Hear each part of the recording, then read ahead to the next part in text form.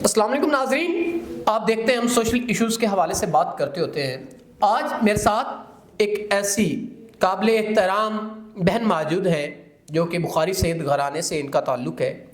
ان کے والد صاحب نہایت شریف اور غریب لوگ تھے۔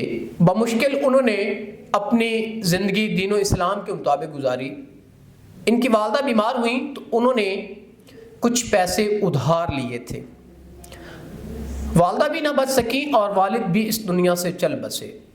اب قرض والوں نے ان کو تنگ کر رکھا ہے اور یہ بڑی آس امید لے کے ہمارے دفتر آئیں اور ان کی آواز ہم آپ تک پہنچا رہے ہیں۔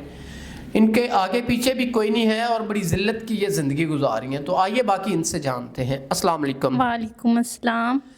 اچھا بہن، آپ مجھے یہ بتائیں، پہلے تو آپ ہمارے لیے قابل احترام ہے، بخاری سید گھرانے سے آپ کا تعلق ہے، تو کیسے آپ اپنے معاملات زندگی کو دیکھتی ہیں؟ بہت شکریہ، آپ نے عزت دی، عزت افزائی کی۔ میں سید گھرانے سے تعلق رکھتی ہوں۔ میرے والد وفات پا چکے ہیں اور میری والدہ بھی وفات پا چکی ہیں۔ ہمارے حالات بہت خراب تھے۔ میرے والد نے ساری زندگی دین کی خدمت میں گزاری تھی اور دین کے حصولوں کے مطابق زندگی گزاری تھی۔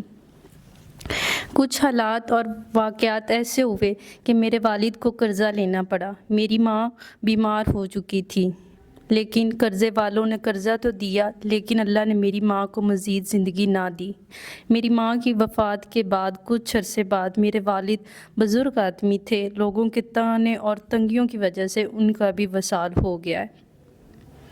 آپ کے والد کا وصال ہو گیا، اب آپ اپنے نظام زندگی کو کیسے دیکھتی ہیں؟ ان کے آپ کے رشتہ دار بھی آپ کہتی ہیں کہ نہیں ہیں، تو اب آپ کیسے اپنا نظام زندگی فیوچر میں چلا پائیں گی؟ 2 وقت کی روٹی کا نظام، اور جو آپ کی والدہ کے لیے قرض لیا گیا تھا، آپ کہتی ہیں قرض والے بھی تنگ کرتے ہیں، یہ معاملات کیا ہیں؟ جی بالکل، قرض لیا تھا، قرض میرے والد سے ادا نہیں ہوا تھا۔ ان کی وصال ہو چکا تھا تو اس کے بعد لوگوں نے مجھے بہت تنگ کیا، قرض والوں نے بھی بہت تنگ کیا۔ میری آج ایک عاجزانہ اپیل ہے کہ میں ایسے انسان سے شادی کرنا چاہتی ہوں جو میرا قرضہ ادا کرے اور میرے لیے عزت کا گھر خریدے اور عزت دے مجھے۔